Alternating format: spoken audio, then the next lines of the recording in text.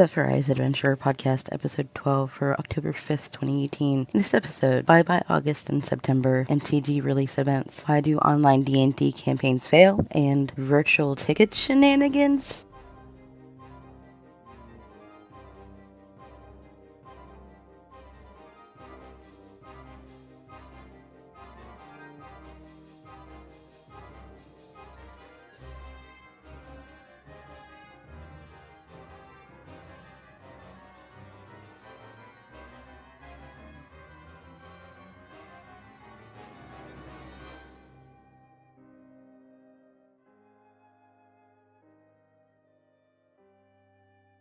So welcome to the adventure. There's a few things we want to talk about today. I would break the adventure down on previous episodes to one topic at a time. This is just going to be the longer segment now. So we're going to talk about magic, we're going to talk about D&D, and we're going to talk about the virtual ticket from Blizzard for BlizzCon. It's three major things. But let's start with MTG first. So launch parties have been something that has been going on for Magic the Gathering since the promos or the releases of the 8th edition. They've been around for as long as I can remember. Usually they would be on a Friday night, sometimes on a Wednesday, just depending on when everything was released. I honestly feel like this is always a good idea for the players that have actively been playing the game for a while. I, on the other hand, have been more of a collector and would rather watch from afar and pick up a pack or two later. I've always found myself a little bit more nervous getting into release events and actually playing the tournament. But like I said, watching is always fun from afar. I know that I'm not the only person that feels like, creating and building your own deck is the way to go when playing tournaments. But a lot of these streamers that are into Magic, they're opening these packs on Twitch here recently. So if you see them opening packs on Twitch or anything like that, and you're interested in learning what these cards are when they do come out new, definitely take a look at Twitch and everything and learn and look at the art, because that is pretty cool. Now, the second thing that I sort of wanted to dump into, since we're talking about, Wizards of the Coast and all of that, is my Why Do D&D Campaigns Fail, my Thursday Thoughts post. I sort of want to verbally say this, is that yes, I am looking for a new D&D group. I've started to put things together in the Discord for the blog.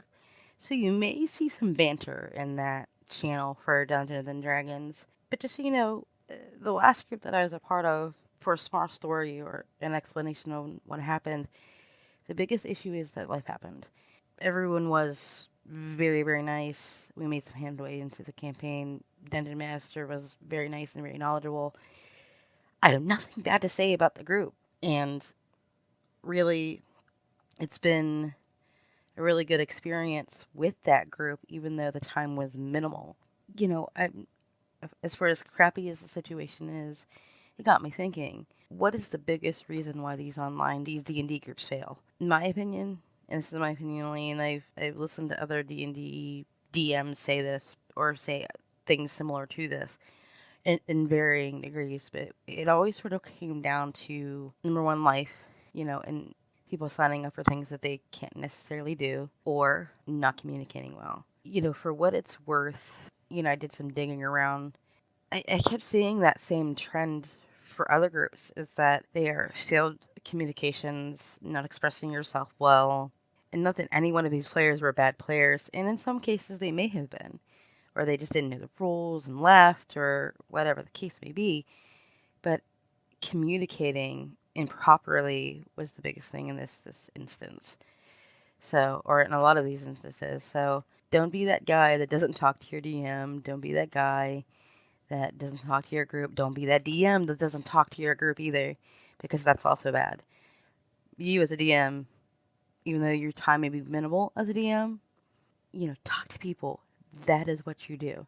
The one DM that I've seen, other than my last DM that I've had personally, that does very well at communicating, even though you may not be a part of his group. His name is Adam Coble. He does office hours, and he runs the Burning Wheel and a bunch of stuff on YouTube. But yeah, I'll leave a link for his YouTube channel and his website on Discord and in the show notes. Now, since we're talking about streams and stuff like that, I actually wanted to bring some light to Warcraft and Blizzard and their virtual ticket for BlizzCon this year. As you know, for $50 this year, you get to watch the entirety of the panels that are there. You get some in-game goodies, um, replays for all of that stuff, and multiple languages.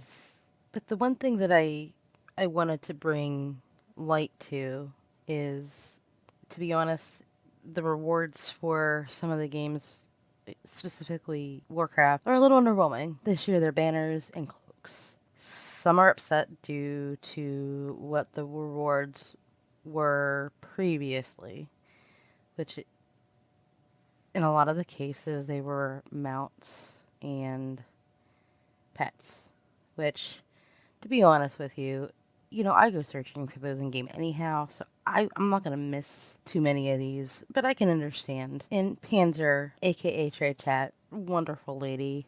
Hi, Panzer.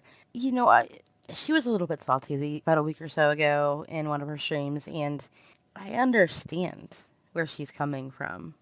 We're paying $10 extra to get all of the panels to make sure that these people are, have the equipment to use, that we're paying people to be there to use them, paying for their time to do this, and all of that. They deserve that.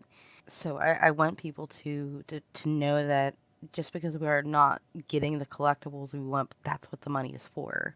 And I know that this is not ideal, but it's also not the worst thing in the world. Panzer, in one way or another, in a salty way, had mentioned this, and she had also mentioned that not all players are into wanting classic either.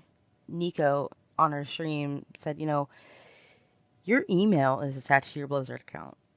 They know whether you play Warcraft or not. So if you launch classic, they'll know that it's on your account.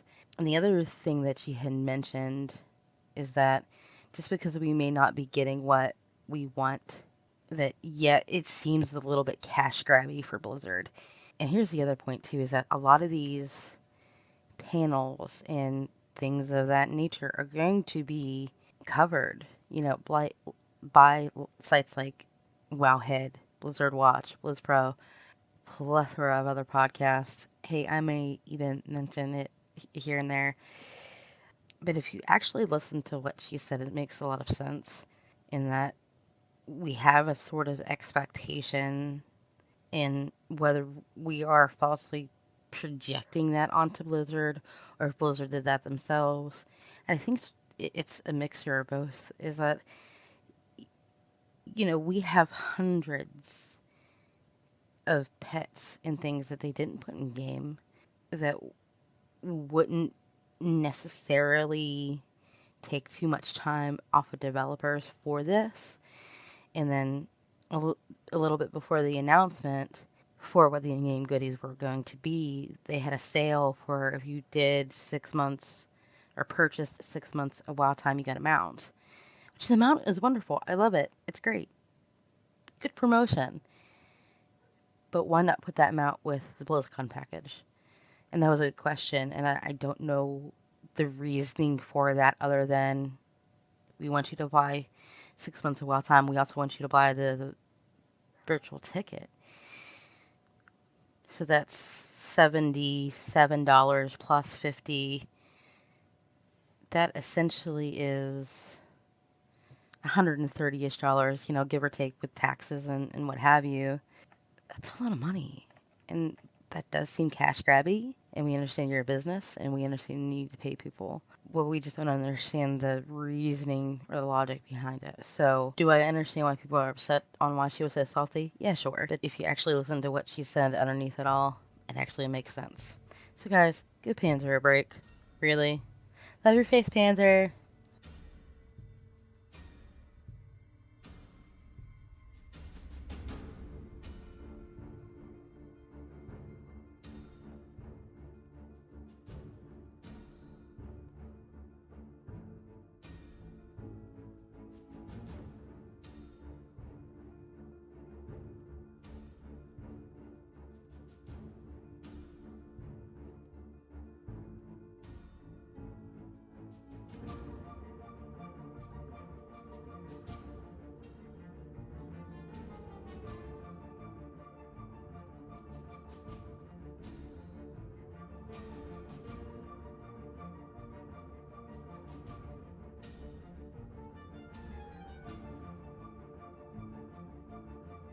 So that's been a show, guys. So time for shoutouts for Adam Coatwell, Panzer, aka Trade Chat, the guys at Wizards of the Coast for D&D and Magic the Gathering, you guys over at Blizzard too. You guys are doing a great job, even though I may not be happy with the pet and mount thing. But I still love your games, so thank you for that, guys. I appreciate it. You can find me on Twitter at Zephirah_Zella. You can find the link for the blog's Discord in the show notes or in the video description below.